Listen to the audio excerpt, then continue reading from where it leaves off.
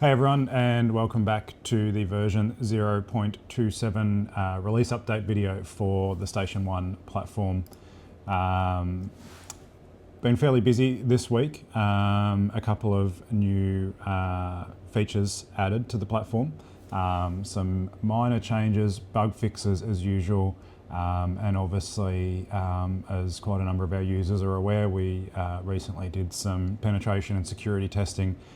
So we've just remediated some items that arose from that testing, obviously in order of making the platform more robust and as secure as we possibly can. So important that we take those actions for anything that's identified in those tests, typically above any feature inclusions and things like that. So we have put a bit of effort into that, obviously in the last week.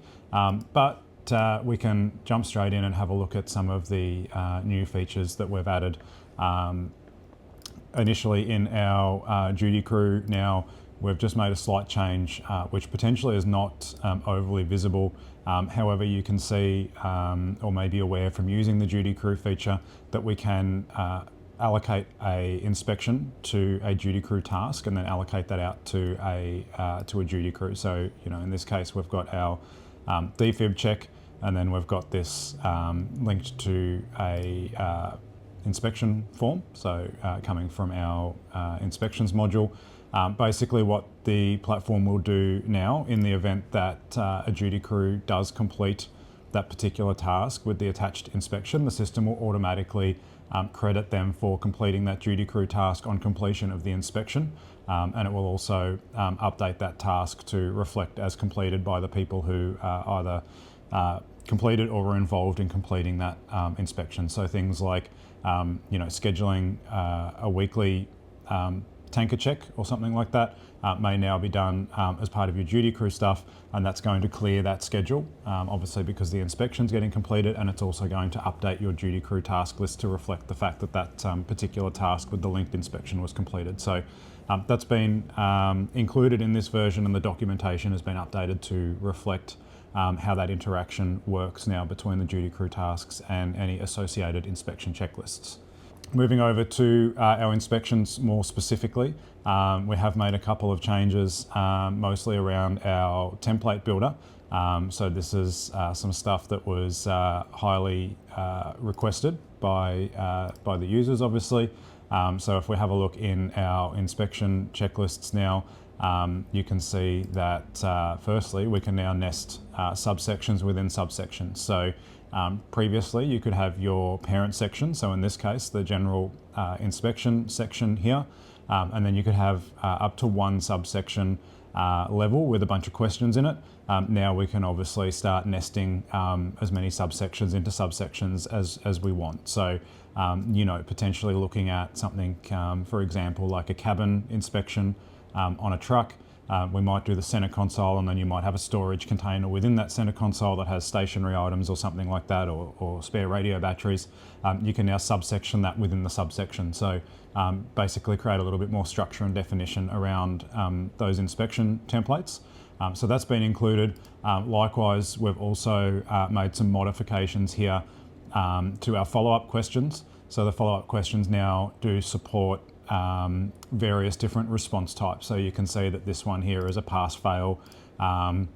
If we start changing our parent question response type, you can see now that the follow-up question is changing in response to that. Not all of these responses have a matching follow-up question type, just because of the nature of them. However, things like number input, you can see that this is now updated. So we can put in 5 here, for example, and we can add a follow-up question. So for example, if this was below the expected threshold, so they put in 4, they may be able to do a restock.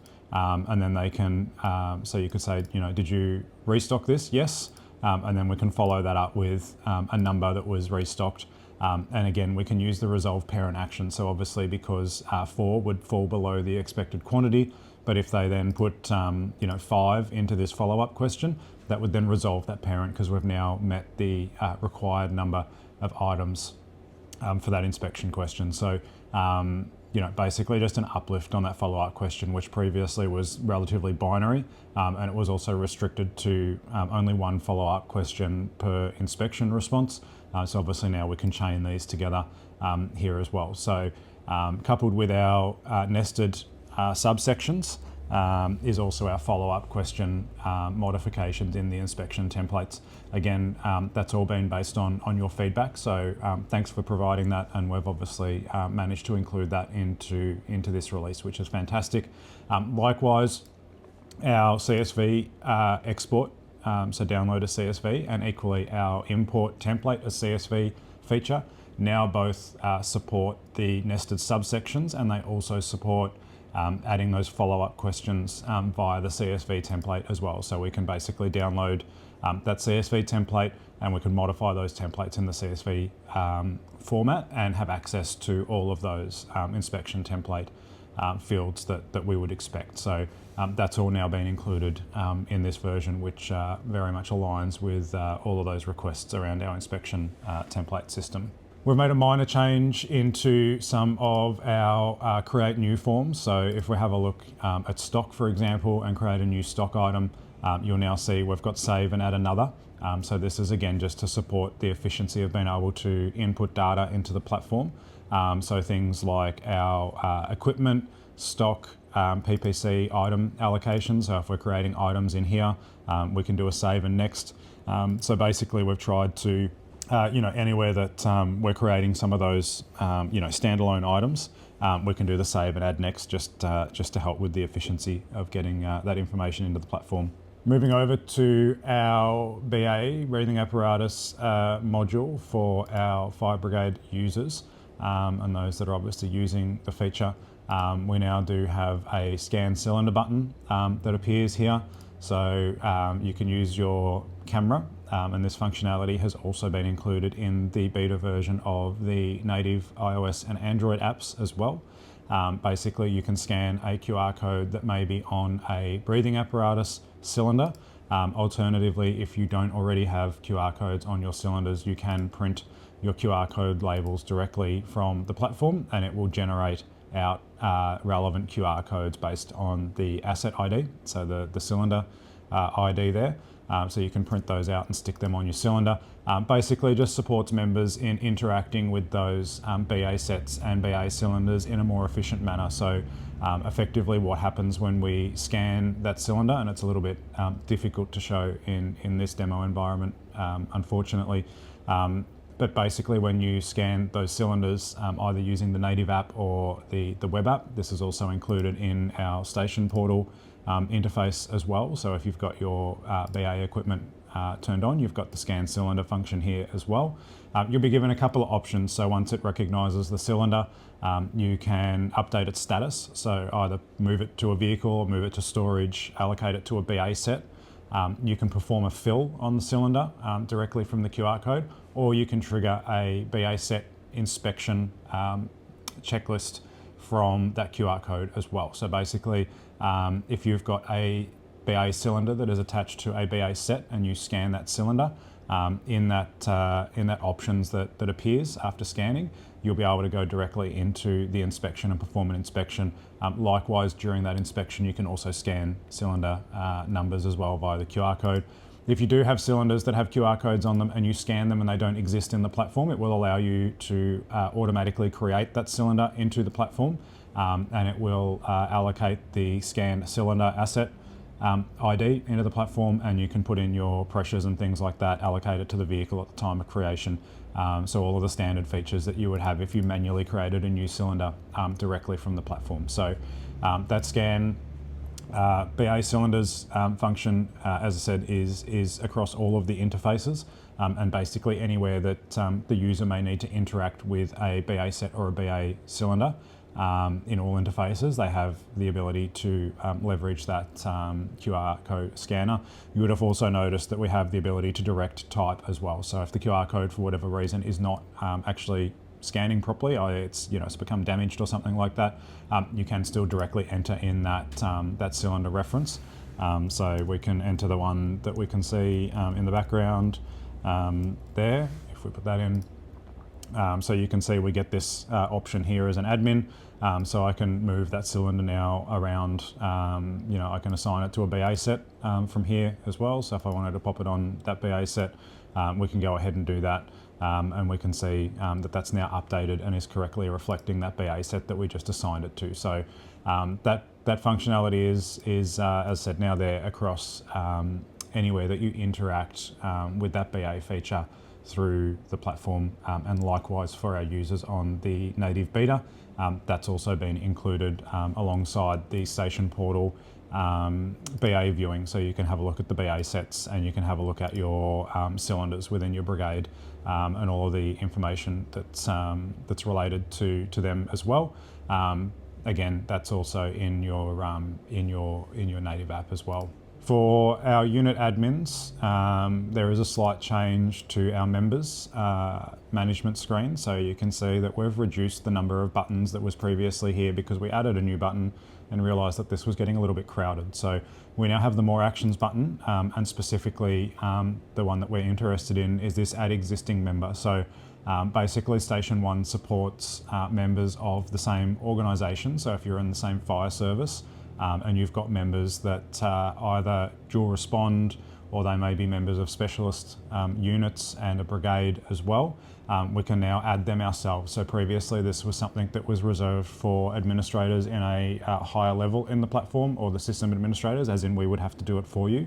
But now if you have a member that presents at your unit and they're already in StationOne at another unit, you can actually add them by searching for their name. So we can type in Horsham admin here, and you can see selecting that person gives us the option here to add them to our unit as well. So we can select what role we want them to have within our unit. And equally now, if we look at this person, we can see the brigades that they belong to, and we can also see any qualifications or endorsements that have come with them, and we can equally add our own as well. What you won't see is any inspection history, duty crew history and things like that they've completed at the other brigade that they're a member of. So that's just filtered out for the current brigade. Quickly moving over to our hoses module, we've now added, firstly we've changed the order of the create new hose form, which you'll see here. So the reason for that is because if we now start putting in some details here, so coupling type, diameter and material, you'll see that the platform is going to suggest you the next hose number in the sequence to create. So basically what it's doing is looking at all of the hoses that currently exist within your unit, and it's figuring out, based on the parameters that you put in here, what the next logical number in that sequence would be. We've done this, we've tested this against a range of different numbering conventions. Even if they've got hyphens or anything like that in them, the platform is still able to identify the sequence based on your data set, and obviously provide you with a suggestion for the next hose. So looking at this 38mm canvas hose, if we come back and we have a look here at our canvas hoses, you'll see basically, so 24 is the last one in the increment, even though we have a 28 here. It had opted to put in the number 25 after 24. So basically it's just looking at this number set, this data set, and likewise if we put in something else in here, so if we put in 64mm canvas, you can see basically that number's changing dynamically as we're changing various parameters within these three fields here. Obviously you don't have to use the suggestion, but it is going to prevent any duplicate entry, so it's not going to suggest a number or a hose identifier that already exists within your data set. So you can obviously choose to use it, or you can still put in your own manual hose number in there as well. Beyond that, we have made a bunch of changes into the platform. So just some things to make little training sessions. There's some modifications to being able to modify attendees when you're editing training sessions now. There's no active ones in here, but we do have the ability now to update the training invitees or attendee list when we're doing an editing process. We've updated some of the data that gets exported with the pre-plan PDFs, and we've also ensured that those PDFs that are generated for pre-plans are a little bit clearer in terms of the way that PDF data is structured together, which is great. We've made some changes to our driving logs to allow you to retrospectively add a driving log backdated. So if you missed adding one and someone's subsequently added driving logs, you can now add one back in the series, which previously wasn't there. And likewise, in that there is a list of bug fixes and modifications. We're still obviously tending to some styling issues and things that have arisen out of the dark mode. We're also proactively looking at our responsive design for our web-based interfaces on mobile devices, particularly the admin console, to ensure that we are effectively displaying all of the correct information, and it makes sense, particularly around buttons and things that sometimes get a little bit confused when they're displayed on a smaller screen. So a fair bit of work has gone into that side of things as well. And as I said, obviously some remediation from our security review and penetration testing and platform testing and things like that. So that pretty much wraps up our version 0.27 release update. And obviously we will be back in a week's time. We've had some great feature requests that have come in the last 7 days or so that we'll be most certainly looking at over the next week and trying to implement those. So as I always say, we really appreciate the feedback. Obviously the platform is largely driven by our user base, and that's fantastic, and we really do try and prioritize any of those feature requests or changes that are coming in from our user base, because you're the ones that are using the platform on a daily basis, and obviously figuring out what works and what doesn't work. So allowing us to be aware of that and implement those changes is really important. So thank you again for that. And until next week, we'll catch you then.